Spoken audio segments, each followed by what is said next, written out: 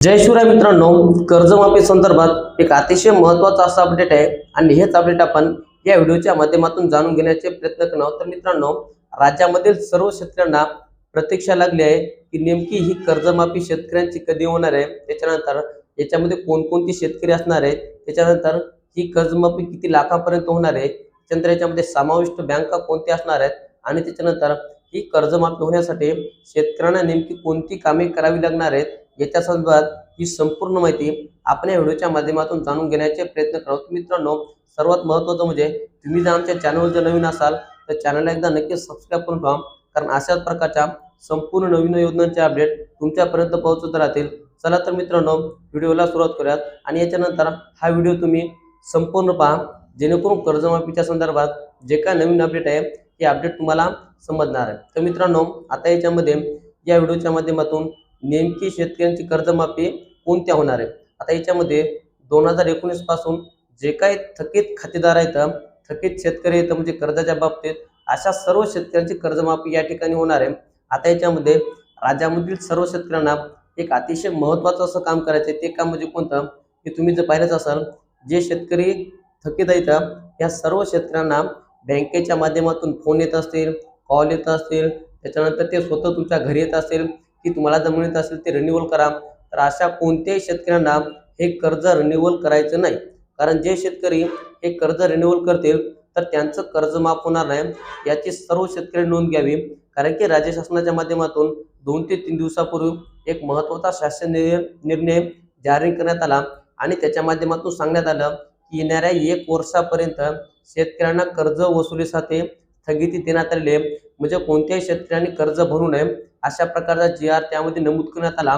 जर तुम्हाला बँकेचे कर्मचारी बळजबरी करीत असतील किंवा तुम्हाला दमदाटी करीत असतील की तुम्ही हे असं काम करा, याच्यावर सह्या करा, कर्ज रिन्यूअल करून घ्या, तर त्यांच्यावर कारवाई देखील होऊ शकते। त्याच्यामुळं राज्यामधील कोणत्याही शेतकऱ्यांना या रिन्यूअलच्या गोष्टीमध्ये पडायचं नाही, आपलं कर्ज रिन्यूअल करायचं नाही। जसं थकीत आहे ते थकीतच तुम्हाला राहू द्यायचं आहे। हे एक अतिशय महत्त्वाचं काम त्या शेतकऱ्यांना करायचं आहे। आता याच्यानंतर याच्यामध्ये हे कर्ज किती लाखापर्यंत माफ होणार आहे। तर मित्रांनो, हे कर्ज माफ होणार आहे तुमचं 3 लाखांपर्यंत।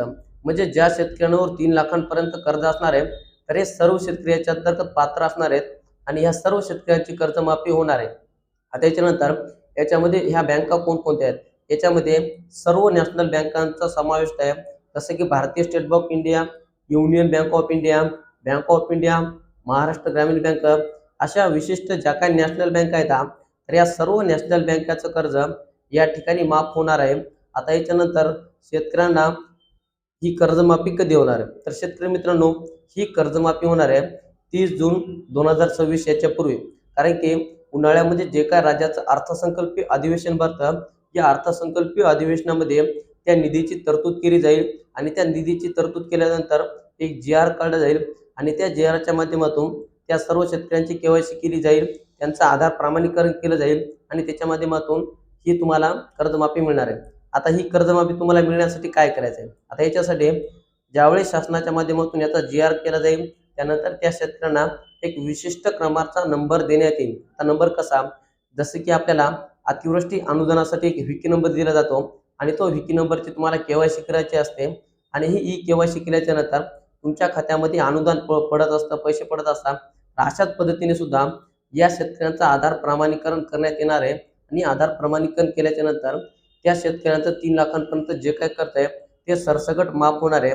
त्याच्यामुळे राज्यामधील सर्व शेतकऱ्यांना जी कामं सांगलेली आहेत ती कामं पूर्ण करायची आहेत। जर तुम्हाला कर्ज रिन्यूअल करायला सांगितलं तर ते रिन्यूअल करायचं नाही, कारण जर तुम्ही कर्ज रिन्यूअल केलं तर तुम्ही या योजनेमधून अपात्र होणार आहेत, याची सर्व शेतकरी नोंद घ्यावी आणि 30 जून 2026 पूर्वी हे कर्ज माफ होणार आहे। तर मित्रांनो, हे होतं कर्जमाफी संदर्भात एक अतिशय महत्त्वाचा असा अपडेट आणि हे अपडेट आपण या व्हिडिओच्या माध्यमातून जाणून घेण्याचे प्रयत्न केले आहेत। आता याच्यानंतर याच्यामध्ये काय नवीन अपडेट येईल, नवीन माहिती येईल, तर ही माहिती तुम्हाला या चॅनलच्या माध्यमातून तुमच्यापर्यंत नक्की पोहोचवली जाईल। चला तर मित्रांनो, भेटत राहू नवीन माहितीसह, नवीन व्हिडिओसह। धन्यवाद।